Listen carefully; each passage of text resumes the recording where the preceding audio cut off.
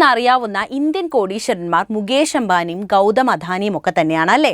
എന്നാൽ അവർക്കൊക്കെ മുൻപ്, അതായത് വളരെ മുൻപ്, ലോകത്തെ ഏറ്റവും വലിയ കോടീശ്വരൻ എന്ന സ്ഥാനത്ത് നിന്ന ഒരു ഇന്ത്യക്കാരനുണ്ടായിരുന്നു. അതും നമ്മുടെ ദക്ഷിണേന്ത്യയിൽ തന്നെ.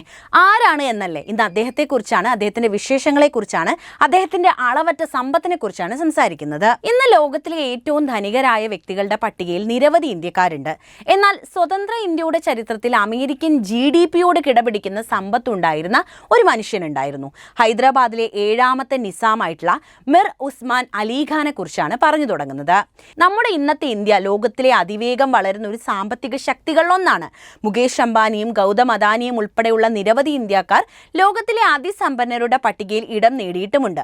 എന്നാൽ സ്വതന്ത്ര ഇന്ത്യയുടെ ചരിത്രത്തിൽ അമേരിക്കൻ GDPയോട് പോലും കിടപിടിക്കുന്ന സമ്പത്തുണ്ടായിരുന്ന ഒരു മനുഷ്യന്റെ കഥ ആരംഭിക്കുന്നത് ഹൈദരാബാദിലാണ്. ഹൈദരാബാദിലെ അവസാനത്തെയും 7ാമത്തെയും നിസാമായിട്ടുള്ള മിർ ഉസ്മാൻ അലിഖാൻ സിദ്ദിഖി ഭയാഫണ്ടി എന്നാണ് അദ്ദേഹത്തിന്റെ മുഴുവൻ പേര്. 1940കളിൽ ലോകത്തിലെ ഏറ്റവും സമ്പന്നനായ വ്യക്തിയായിരുന്നു മിർ ഉസ്മാൻ അലിഖാൻ കണക്കാക്കപ്പെട്ടിരുന്നത്.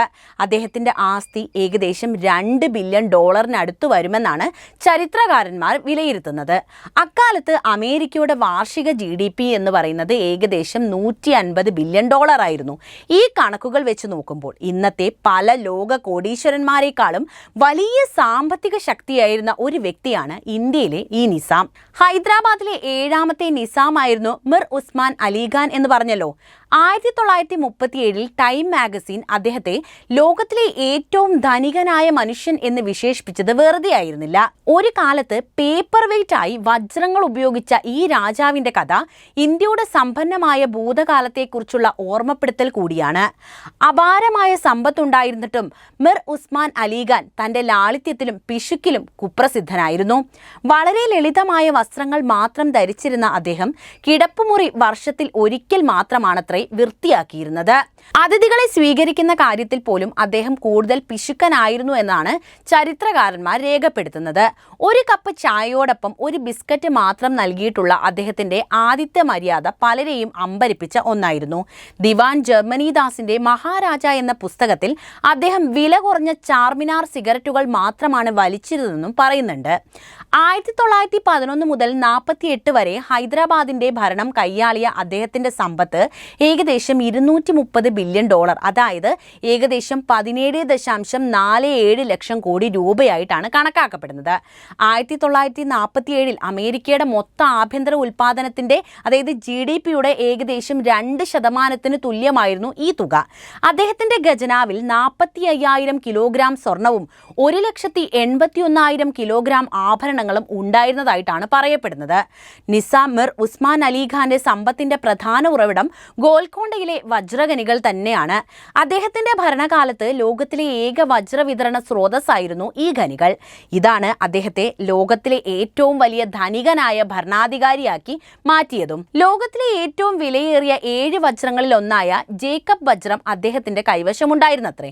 അത് അദ്ദേഹം പലപ്പോഴും പേപ്പർ വെയിറ്റ് ആയി ഉപയോഗിച്ചിരുന്നതായിട്ടും ചരിത്രം പറയുന്നു. നിസാമിന്റെ ഭരണത്തിന് കീഴിലുള്ള ഹൈദരാബാദ് സംസ്ഥാനം 8000 ചതുരശ്ര കിലോമീറ്ററിലധികം വ്യാപിച്ചു കിടന്ന അതിവിശാലമായ ഒന്നായിരുന്നു. ഇത് ഇംഗ്ലണ്ടിന്റെയും സ്കോട്ട്ലാൻഡിന്റെയും മൊത്തം വിസ്തൃതിയേക്കാൾ വലുതാണ്.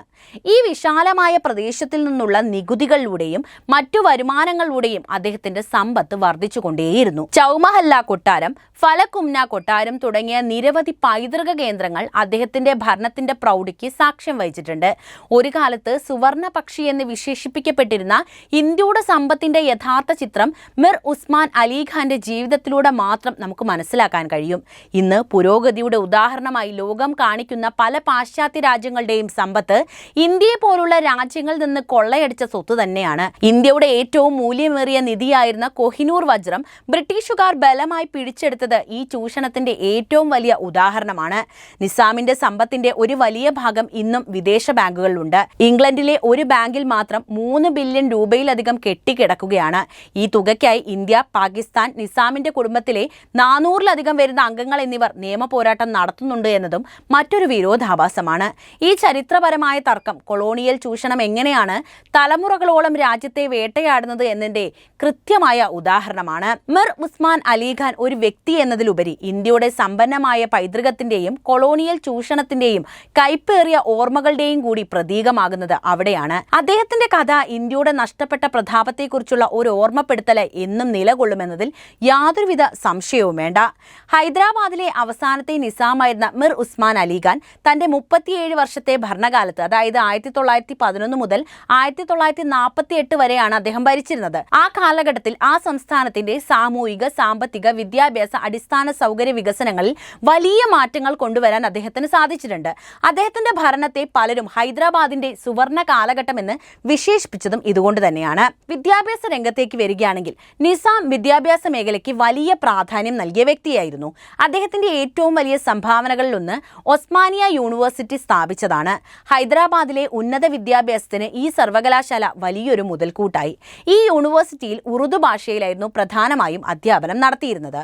വിദ്യാഭ്യാസം സാധാരണക്കാർക്കും ലഭ്യമാക്കാൻ അദ്ദേഹം നിരവധി സ്കൂളുകളും കോളേജുകളും സ്ഥാപിച്ചു. ഹൈദരാബാദ് സംസ്ഥാനത്ത് പെൺകുട്ടികളുടെ വിദ്യാഭ്യാസത്തിനും അദ്ദേഹം ഊന്നൽ നൽകി.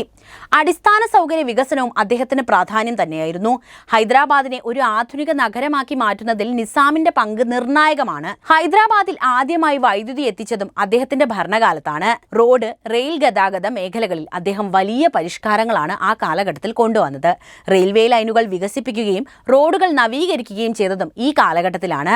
നഗരത്തിൽ വെള്ളപ്പൊക്കം തടയുന്നതിനായി മൂസി നദിക്ക് കുറുകെ ഉസ്മാൻ സാഗർ, ഹിമായത് സാഗർ എന്നീ വലിയ അണക്കെട്ടുകൾ നിർമ്മിച്ചതും ഈ കാലഘട്ടത്തിൽ തന്നെ. ഇത് നഗരത്തിന്റെ കുടിവെള്ള പ്രശ്നത്തിന് പരിഹാരമാകുകയും കാർഷിക മേഖലയ്ക്ക് സഹായകമാകുകയും ചെയ്തു. ആരോഗ്യ രംഗത്തും നിസാം വലിയ സംഭാവനകളാണ് നൽകിയിട്ടുള്ളത്. ഹൈദരാബാദിലെ പ്രമുഖ ആശുപത്രികളായ Nizam's institute of medical sciences, അതായത് ഇന്നത്തെ NIMS, അദ്ദേഹത്തിന്റെ ഭരണകാലത്ത് സ്ഥാപിക്കപ്പെട്ടതാണ്. കൂടാതെ മറ്റ് ആശുപത്രികൾക്കും ആരോഗ്യ കേന്ദ്രങ്ങൾക്കും അദ്ദേഹം വലിയ രീതിയിൽ ധനസഹായവും നൽകിയിട്ടുണ്ട്. സാമ്പത്തിക പരിഷ്കാരങ്ങളും അദ്ദേഹം തന്റെ ഭരണകാലത്ത് നടപ്പിലാക്കുന്നുണ്ട്. അദ്ദേഹത്തിന്റെ ഭരണസമയത്ത് ഹൈദരാബാദിന് സ്വന്തമായി ഹൈദരാബാദ് റുപ്പി എന്ന ഒരു കറൻസി ഉണ്ടായിരുന്നു. കറൻസി നോട്ടുകളും നാണയങ്ങളും അച്ചടിക്കാൻ സ്വന്തമായി ബാങ്കുകളും ഈ രാജ്യത്തിനുണ്ടായിരുന്നു. വ്യാവസായിക മേഖലയ്ക്കും കൃഷിക്കും അദ്ദേഹം വലിയ പ്രോത്സാഹനവും നൽകി. സാധാരണക്കാർക്ക് വലിയ നികുതി ഭാരം ഏർപ്പെടുത്താതെ തന്നെ സംസ്ഥാനത്തിന്റെ ഖജനാവ് നിറഞ്ഞു കവിഞ്ഞത് അദ്ദേഹത്തിന്റെ ഭരണത്തിന്റെ പ്രത്യേകതയൊന്നായിരുന്നു. മിർ ഉസ്മാൻ അലിഖാൻ ഒരു സ്വതന്ത്ര ഭരണാധികാരി എന്ന നിലയിൽ ഹൈദരാബാദിനെ ഒരു സമ്പന്നവും ആധുനികവുമായ നാട്ടുരാജ്യമായി മാറ്റിയെടുത്തു എന്ന് വേണം നമുക്ക് മനസ്സിലാക്കാൻ. ഇന്ത്യയിൽ ലയിക്കുന്നതിന് മുൻപ് വരെ സ്വന്തമായി കറൻസിയും യൂണിവേഴ്സിറ്റികളും ഗതാഗത സംവിധാനങ്ങളും ആരോഗ്യ കേന്ദ്രങ്ങളുമുള്ള ഒരു രാജ്യമായി ഹൈദരാബാദിനെ നിലനിർത്താൻ അദ്ദേഹത്തിന് സാധിച്ചു. ഈ നേട്ടങ്ങളാണ് അദ്ദേഹത്തെ ചരിത്രത്തിലെ ഏറ്റവും ശ്രദ്ധേയനായ ഭരണാധികാരികളിൽ ഒരാളാക്കി മാറ്റിയത്. 1947 ഇന്ത്യ സ്വാതന്ത്ര്യം നേടിയപ്പോൾ ഹൈദരാബാദിനെ സ്വതന്ത്ര രാജ്യമായി നിലനിർത്താനാണ് മിർ ഉസ്മാൻ അലിഖാൻ ആഗ്രഹിച്ചത് പോലും. എന്നാൽ സർദാർ വല്ലഭായ് പട്ടേലിന്റെ നേതൃത്വത്തിൽ ഓപ്പറേഷൻ പോളോ എന്ന സൈനിക നീക്കത്തിലൂടെ ഹൈദരാബാദിനെ ഇന്ത്യയിൽ ലയിപ്പിച്ചു. ഇതിനുശേഷം മിർ ഉസ്മാൻ അലിഖാനെ ഹൈദരാബാദിന്റെ രാജ് പ്രമുഖായി നിയമിക്കുകയായിരുന്നു. 1967 അദ്ദേഹം അന്തരിച്ചത്. ഇന്നും മിർ ഉസ്മാൻ അലിഖാന്റെ സമ്പത്തും ജീവിതശൈലിയും ചരിത്രകാരന്മാർക്ക് വലിയൊരു അത്ഭുതം തന്നെയാണ്. ഇന്ന് പല ലോക അതിസമ്പന്നർക്കും ഇല്ലാത്ത അത്ര ആസ്തിയും ഭരണശേഷിയും അദ്ദേഹത്തിന് ഉണ്ടായിരുന്നു എന്നതാണ് അദ്ദേഹത്തെ ഇന്നും പ്രസക്തനാക്കുന്നത്. അതുകൊണ്ട് തന്നെയാണ് സമകാലിക ഇന്ത്യയിലും വർത്തമാന ഇന്ത്യയിലും അതുപോലെ ഭാവിയിലെ ഇന്ത്യയിലും അദ്ദേഹത്തിന്റെ ചരിത്രം പ്രസക്തമാകുന്നത്.